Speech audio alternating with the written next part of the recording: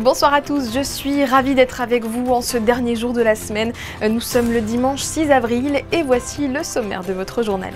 En cette journée internationale du sport au service du développement et de la paix, les équipes de World Athletics ont lancé aujourd'hui une campagne afin de rassembler autour des mêmes valeurs les enfants des 4 coins du monde. Le premier temps fort avait lieu en présence du prince Albert II. Dans l'actualité également, les résultats sportifs du week-end avec du tennis d'abord et la qualification du monégasque Valentin Vachereau au Rolex Monte Carlo Masters, mais aussi de la Formule 1, du football, du basket et du beach volley. L'équipe féminine de la Principauté a participé au Monaco Beach Open, compétition qui réunit l'élite française de la discipline.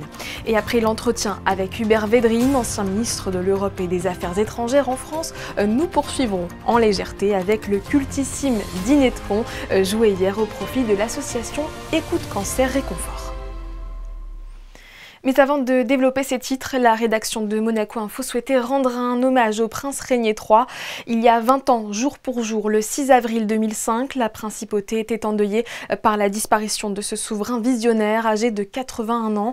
Le prince Régnier III a régné pendant près de 56 ans avant de laisser le pays entre les mains de son fils, le prince Albert II.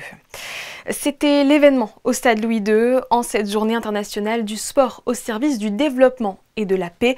World Athletics a lancé sa campagne Kids Athletics relais autour du monde afin de rassembler les enfants du globe autour des valeurs du mouvement, du jeu et du fair play. Le souverain a tenu à être présent, tout comme de nombreux invités de marque issus du monde de l'athlétisme et des organisations sportives internationales. Retour en images avec Gaëtan Lebrun et Julien Logier.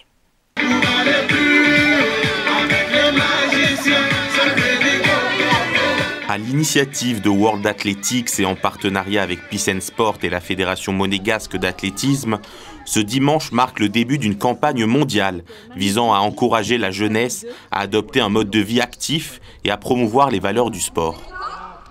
What we tried to do today was to create a brand new annual event, which is to try and get more children to move. It's going to be a big World Relay Challenge, and we've chosen it because in May we have our World Athletics Relay Championship. So this is the beginning of what we hope will be over 500,000 children who get inspired to be part of relays between now and the 10th of May. So Kids Athletics Day is on the 7th of May, and that will be the big celebration. The Monegasque Federation has been fantastic. They give us access to the stadium. They also train some great athletes that are here also. And then we work with Peace and Sport because sport is one of the few things in this world that can actually demonstrate peace just by participating in it. Un événement unique qui a pour objectif de rassembler des enfants du monde entier autour des valeurs du mouvement, du jeu et du fair play. Pour l'occasion, plusieurs dizaines de jeunes athlètes ont pris part à des activités physiques sur la piste d'athlétisme du stade Louis II, dont notamment un relais pour la paix, dans le but de prôner le travail d'équipe, la solidarité et l'unité. Direction les cours du Monte Carlo Country Club pour le deuxième jour du Rolex Monte Carlo Masters. Sensation ce dimanche, la victoire au premier tour du monégasque Valentin Vachereau face à l'Allemand Struff 6-2, 6-1. On retrouve sur place Christophe Paco, bonsoir. Bonsoir Sarah, oui, victoire expéditive pour notre numéro 1 monégasque en simple, Valentin Vachereau, qui revient d'une longue blessure. Vous le savez, Valentin, déjà très bon en Coupe Davis contre Nuno Borges, là aujourd'hui s'est imposé face à un joueur de classe mondiale, bien sûr, dans les 50, l'Allemand Struff qui n'a rien pu faire face à l'explosivité de Valentin Vachereau. 6-2 première manche, 6-1, 58 minutes, l'émotion du joueur monégasque à l'issue de cette première victoire ici dans le tableau final à Monaco. Son entraîneur, Benjamin Valeret, n'en revenait pas, il est encore tout ému, lui qui a déjà passé des tours bien sûr ici à Monaco, qui a toujours joué sur le grand circuit. Il fait partie de la famille, c'est Benjamin Valeret, son entraîneur. C'est super, je suis super heureux pour lui et pour nous, toute l'équipe. Voilà, c'est une belle récompense de enfin gagner un match ici. Il a fait ce qu'il fallait, vraiment, c'était un très bon match de la part de Valentin. Il a bien respecté les consignes, il a su gérer ses émotions et sa tension aussi, donc ça tout est super sur le match d'aujourd'hui. Deuxième tour pour Valentin Vachereau, ici même au Monte Carlo Country Club, mercredi contre Dimitrov, celui qui l'avait battu l'an dernier ici, on s'en souvient tous, ou le Chilien Nicolas Jarry. En tout cas, tout va bien pour le numéro 1 monégasque qui jouera également double. Il y aura ses compères qu'on surveillera comme Romain Arnaud et bien sûr Hugo Nice. On se retrouve évidemment tous les jours sur Monaco Info pour vivre ce tournoi avec beaucoup d'émotions, vous l'avez senti, dès cette première journée. Et il y a quelques instants, la victoire de celui qui dispute son tout dernier tournoi de Monte-Carlo, Richard Gasquet, vainqueur en 3-7, 6-3, 4-6, 6-4 de l'Italien Matteo Arnaldi, 23 ans ici, après son premier succès en principauté. Il s'est rapproché du podium mais ne l'a pas atteint. Charles Leclerc a décroché la 4e place au Grand Prix du Japon. Le pilote monégasque n'a pas caché sa frustration à l'issue de la course ce matin, regrettant le manque de performance de sa monoplace. Il s'agit tout de même du meilleur résultat en Grand Prix de Ferrari en ce début de saison.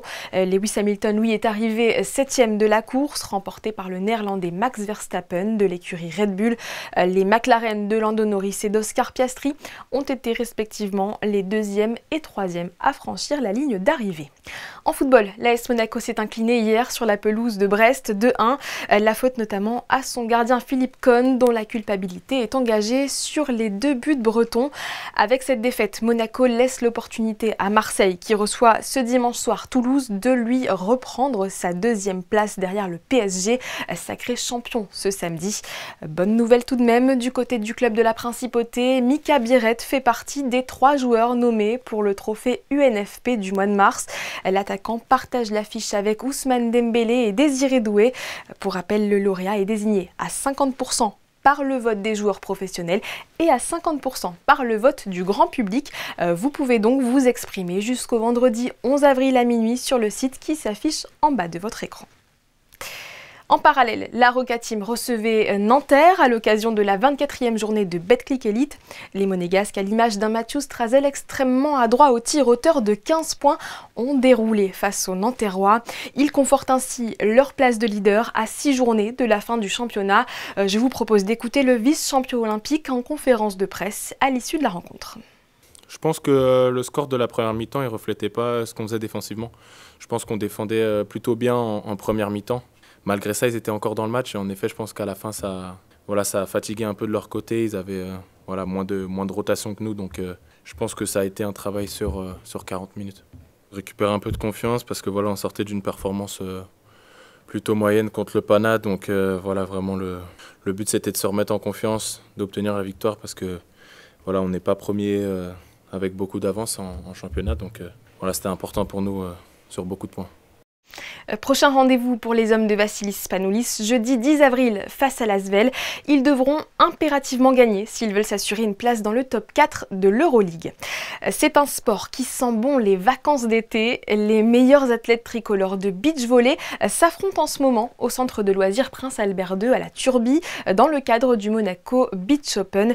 Les femmes ont ouvert le bal ce week-end avant de laisser la place aux hommes le week-end prochain. Plusieurs enjeux cette année pour les 2 duos monégasques, comme nous l'expliquent Théo Schumer et Julien Logier.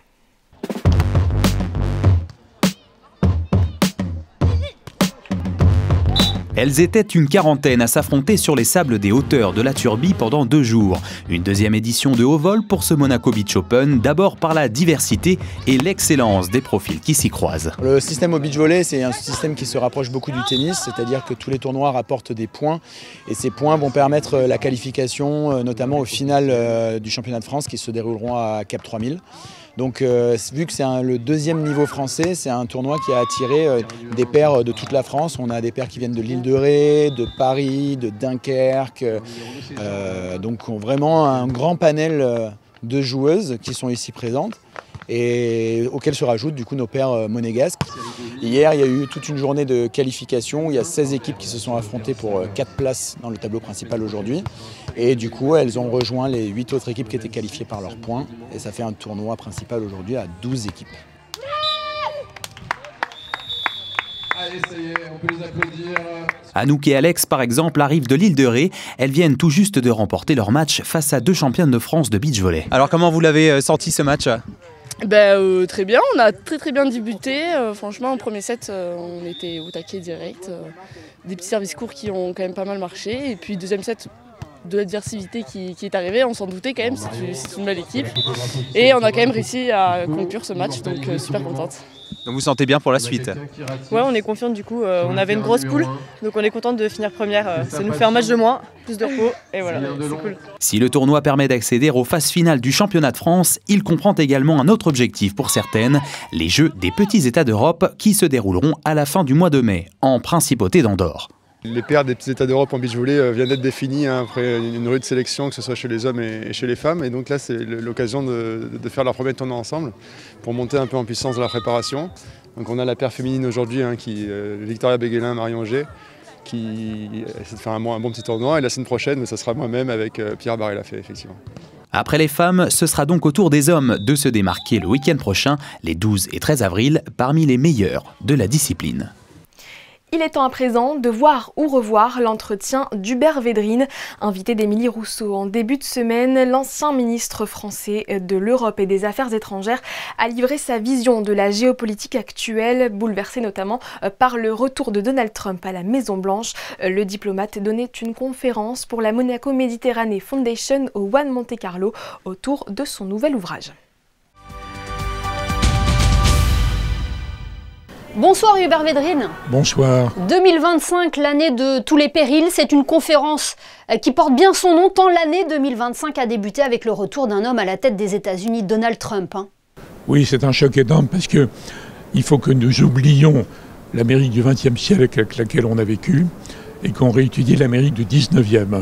C'est ça qu'on a en face de nous, avec en plus le Pentagone, le dollar et l'intelligence artificielle. Donc c'est un bouleversement mondial. Est-ce que c'est un changement fondamental? Vous avez déclaré on a changé d'Amérique avec le retour de Trump. Voilà, d'ailleurs il admire des présidents du 19e siècle aux États-Unis comme Jackson, McKinley, Monroe ou le premier Roosevelt. C'est complètement différent de ce qu'on a vécu depuis Roosevelt le deuxième jusqu'à Biden.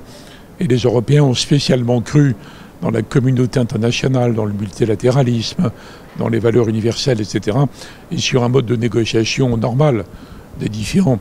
Alors qu'on a affaire à quelque chose d'une brutalité énorme. Dans le livre récent que j'ai réécrit, le dictionnaire amoureux de la géopolitique, le nouveau, je commence sur Trump en disant « impensable mais vrai ». C'est tellement impensable que ça n'a pas été pensé. Bon, maintenant il faut s'organiser et dépasser le stade de la sidération. Oui, la sidération, c'est un peu la réaction de la classe internationale après le face-à-face dans le bureau ovale entre Donald Trump et Volodymyr Zelensky. Est-ce qu'elle est révélatrice de la méthode Trump? Oui, c'est révélateur de la méthode, oui en effet, mais on le savait en gros. Du point de vue de Trump, il n'y a pas d'alliés pour l'Amérique, il n'y a que des parasites. Et l'Alliance Atlantique qui voit un protecteur des protégés, les protégés sont des parasites, je le répète. Et d'autre part, il est déchaîné contre les pays qui ont des excédents commerciaux sur les États-Unis. Donc il est en guerre commerciale contre l'Europe, contre la Chine, contre le Mexique, le Canada, etc. etc. Donc c'est complètement sidérant d'un point de vue européen où on pense que, en gros, la globalisation américaine était très bonne pour l'Amérique, pour les autres aussi. Et justement, Hubert Védrine, l'Europe dans tout ça, quelle est sa place? Est-ce qu'elle tient encore son rôle? Alors il faut distinguer deux domaines. En matière économique et commerciale, l'Union européenne a des vraies compétences exercées par la Commission, donc sa présidente, et on va voir si les Européens, il faut le souhaiter, arrivent à résister aux attaques de Trump, aux coups de boutoir de Trump qui va essayer de les diviser. Ça, c'est le domaine économique. En revanche, dans le domaine militaire, l'Union européenne n'a pas de compétences, parce qu'à l'origine, après la guerre, ce sont les Européens eux-mêmes qui ont demandé aux États-Unis de les protéger, d'où l'Alliance Atlantique et l'OTAN. Et ils n'ont jamais changé de position depuis. Et même l'attaque de Poutine en Ukraine avait renforcé l'esprit de défense en Europe dans l'Alliance. Il faut attendre l'incertitude créée par Trump pour que les Européens se disent la mort dans l'âme. On va peut-être être obligé de fabriquer ensemble une sorte de pilier européen de l'Alliance Atlantique, ce qui posera des problèmes très compliqués qu'on va voir être traités dans les prochaines semaines. Quel genre de force, quel état-major à la tête et qui donnerait les ordres? Politiquement, c'est des questions que les Européens n'ont jamais eu à traiter. Donc c'est pour ça que c'est une année vraiment spéciale. Alors nous le disions en préambule de cet entretien, votre conférence s'intitule 2025, l'année de tous les périls. Péril, est-ce que c'est le mot pour qualifier la situation géopolitique actuelle? Oui, parce que les gens en général croyaient qu'il y avait une sorte d'ordre mondial. En fait, il y a un désordre évolutif. Les Européens, j'y reviens, croyaient qu'il y avait une communauté internationale. C'est pas vrai, en fait. Bon, donc ce monde très compétitif, très dur, La plupart des puissances dans le monde, disons, ils sont plus ou moins préparés, mais les Européens, très peu. Je parlais, moi, depuis longtemps de bisounours dans le monde de Jurassic Park. Et un ministre allemand parlait d'herbivores géopolitiques dans un monde de carnivores. Bon, voilà. Il faut que les Européens tombent de l'armoire, comprennent la réalité, se réorganisent dans les deux domaines différents dont j'ai parlé, soit la question commerciale et dans le domaine de la défense. N'oubliez pas que ça inclut la Grande-Bretagne. Donc on n'est pas dans l'Union. C'est les 5 ou 6 pays qui ont des armées qui vont peut-être réussir à bâtir un pilier de défense pour l'Europe. Et quand on sera réarmé avec un meilleur rapport de force, il sera temps de réenvisager des relations avec la Russie, puisque même pendant la guerre froide, quand on se menaçait terriblement d'anéantissement, il y avait des négociations entre l'Occident et l'URSS. Donc il faudra y revenir, on ne peut pas maintenant, parce que ça dépend des conditions de sortie de l'Ukraine, mais on ne peut pas laisser Trump définir tout seul, avec Poutine, les conditions de la relation avec la Russie d'avenir qui engage notre sécurité en Europe. Bon, mais tout ça, j'en parle là, mais c'est plutôt pour demain ou après-demain, ça. Quand on vous écoute, quand on vous lit, est-ce que finalement, il n'y a pas toujours eu plus ou moins ce sentiment de désordre mondial? Enfin, non, il y a eu quand même, après la Deuxième Guerre mondiale, une sorte d'ordre à la fois américain pour une partie du monde, soviétique, et pendant la guerre froide, les deux puissances contrôlaient les 3/4 du monde. Mais bon, c'est vrai qu'il n'y a pas d'ordre mondial vrai, mais il y a des moments plus ou moins instables. Et là, on est dans un moment de chaos, ce qui ne veut pas dire la guerre, hein, ça veut dire le chaos au sens des physiciens. Les choses sont instables. Il faut qu'on s'habitue à raisonner à ça, sur cette instabilité, voir comment on va défendre nos intérêts vitaux et la civilisation européenne dans l'avenir. Et là, on rejoint la grande question écologique, qui est beaucoup plus grave que la géopolitique. C'est le compte à rebours géopolitique et écologique. Il faut combiner les deux, vous voyez. Eh bien, merci Hubert Védrine pour votre analyse que l'on peut retrouver également dans votre ouvrage paru récemment aux éditions Plomb, Nouveau dictionnaire amoureux de la géopolitique. Merci d'avoir été notre invité ce soir. Merci pour votre invitation. Il s'appelle juste Leblanc. Ah bon, il n'a pas de prénom. Vous l'avez reconnu, cette réplique culte est issue du Dîner de cons. Eh bien, hier soir, cette fameuse pièce qui avait été écrite par Francis Weber en 1993 avant d'être adaptée au cinéma était proposée au public du Théâtre des Variétés. Une soirée au profit d'Écoute Cancer Réconfort que nous relate Théo Schumer sur des images de Camille Caloni. François fait des constructions assez extraordinaires avec des petites allumettes. Non. Ah si. Tu verrais, il y a un souci du détail, d'une précision dans le geste. Oui, Hein c'est ça. Franchement, elles sont pas belles, mon petite maquette. Organiser un événement au profit d'une association est parfois une épreuve, mais si le spectacle est bien choisi, la soirée est réussie. Et avec le Dîner de cons, la célèbre comédie de Francis Weber, le succès ne pouvait être que garanti. Pour nous, ce qui est important, c'est qu'on puisse avoir le moins de frais possible sur une soirée comme ça. Et là, de faire salle comble, ce soir, c'est 6 500 € de récolté. Et pour nous, c'est presque un mois de prestations que l'on offre pour les patients de l'association. Donc ça, c'est formidable parce que récolter des fonds, c'est compliqué. Donc c'est par les cotisations, c'est par les dons et par un spectacle voilà, comme ce soir. Et alors le Dîner de cons, quoi de mieux puisque tout le monde le connaît, cette comédie culte. On a refusé depuis 2 jours, le téléphone sonne, je refuse. Donc voilà, on est vraiment ravis qu'il y ait autant de succès, que ce soit pour les acteurs, pour nous, pour les patients qu'on suit. Voilà, c'est une belle cause.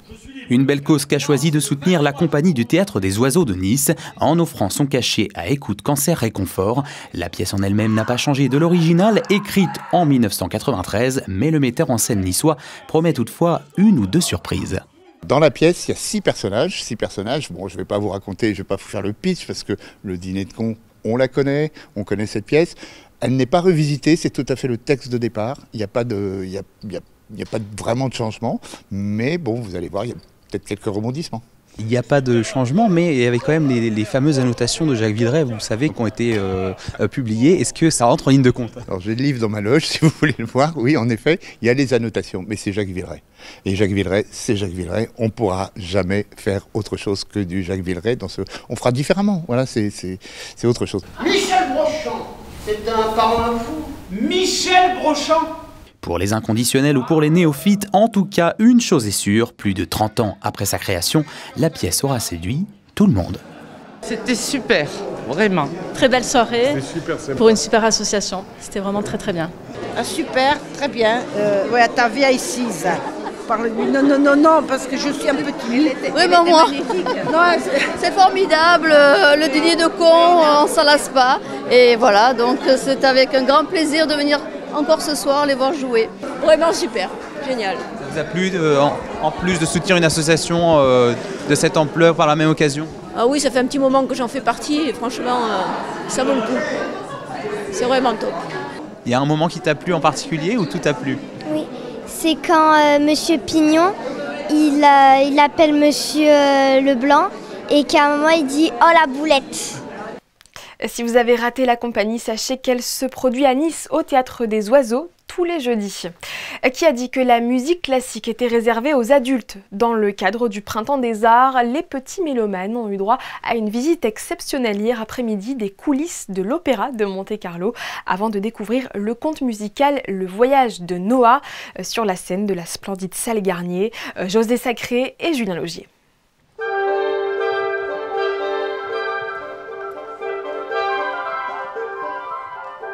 Le Voyage de Noah, c'est le titre du spectacle musical proposé par le Printemps des Arts de Monte-Carlo le samedi 5 avril à l'Opéra de Monte-Carlo. Un spectacle créé et interprété par le Quintet Altra. Le Quintet Altra, c'est un quintet à vent.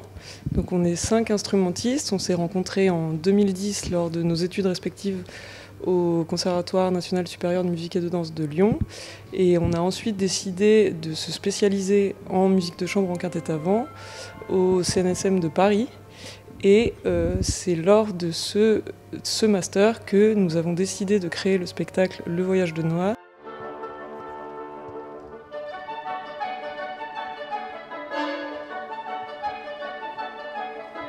C'est un format particulier qu'on ne fait pas toutes les semaines non plus, qui vise à sensibiliser le jeune public.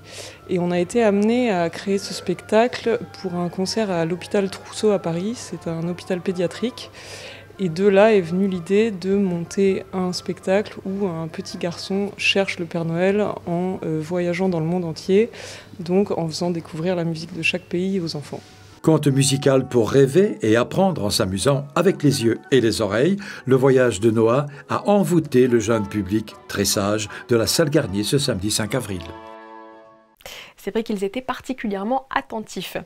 Qu'avez-vous prévu mardi soir? Si votre agenda est vide, laissez-vous donc tenter par une soirée cinéma.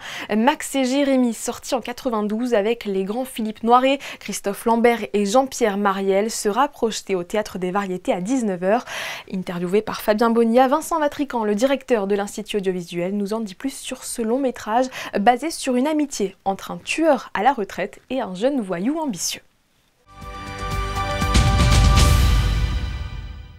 Vincent Vatrican, bonsoir. Bonsoir Fabien. Max et Jérémy, c'est le titre du film dont on va parler.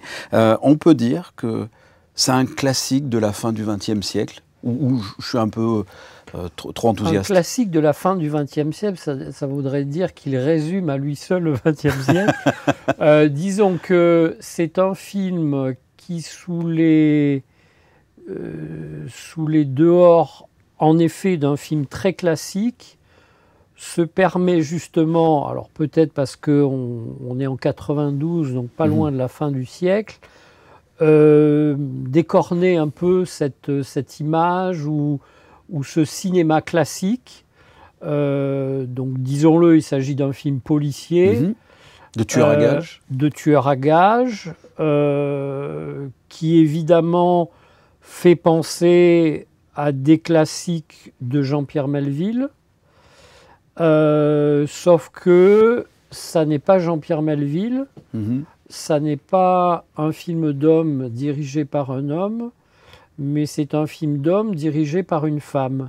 Qui a très peu réalisé d'ailleurs. Comment ? Qui a très peu réalisé. Qui a très peu réalisé, mais je trouve que ce troisième film, et qui est un film pour lequel elle a eu des moyens très importants, à commencer par le casting, on va y revenir. Oui.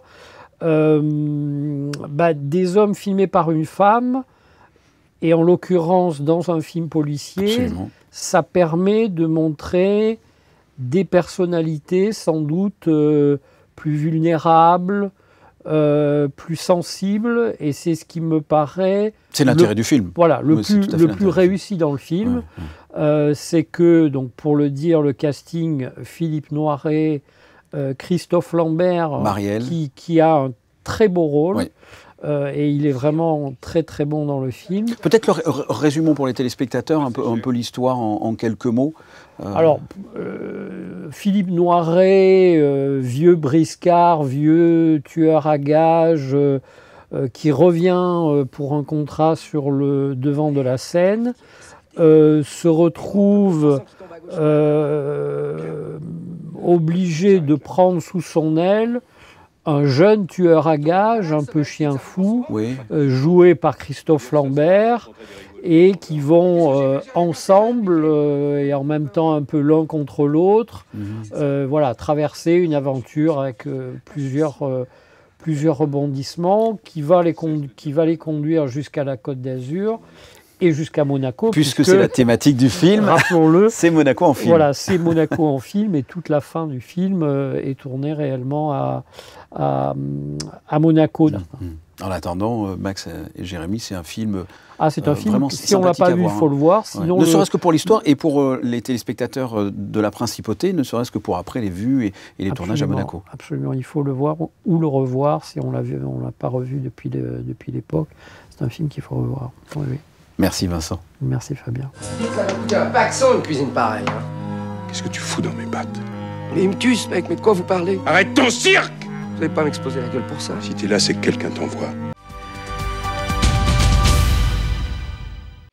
Cette édition touche à sa fin, merci de l'avoir suivi.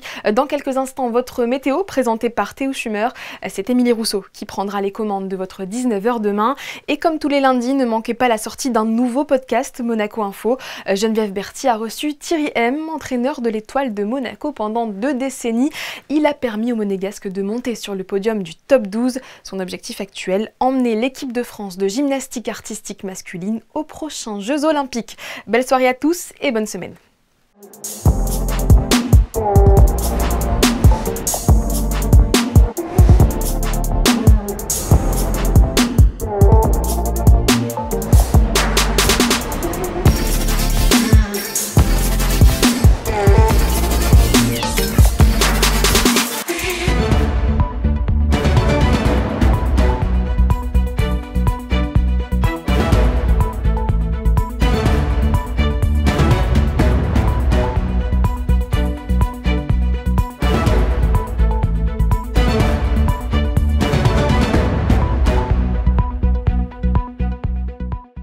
Retrouvez la météo avec Suisse Courtage, votre partenaire de confiance en assurance à Monaco. Protection sur mesure pour particuliers et professionnels. Après un week-end bien ensoleillé comme on aime, c'est un temps un peu plus timide que vous allez retrouver demain en Principauté. Vous commencerez votre journée avec un ciel couvert et quelques éclaircies possibles dans le courant de l'après-midi, mais vous l'aurez compris, plus de nuages que de soleil pour demain. Et attention aussi au retour du vent qui pourra souffler jusqu'à 40 km/h sur le rocher. Côté température, ce ne sera pas plus réjouissant, vous aurez 11 degrés le matin et jusqu'à 16 degrés au plus fort de la journée. Et oui, quand il fait gris, il fait frais. Mais rassurez-vous, tout cela n'est que provisoire, le beau temps sera de retour dans le courant de la semaine. Demain, vous penserez à souhaiter une bonne fête à nos amis les Jean-Baptiste. Ça leur fera plaisir. Allez, belle soirée avec nous. C'était la météo avec Suisse Courtage, votre partenaire de confiance en assurance à Monaco. Protection sur mesure pour particuliers et professionnels.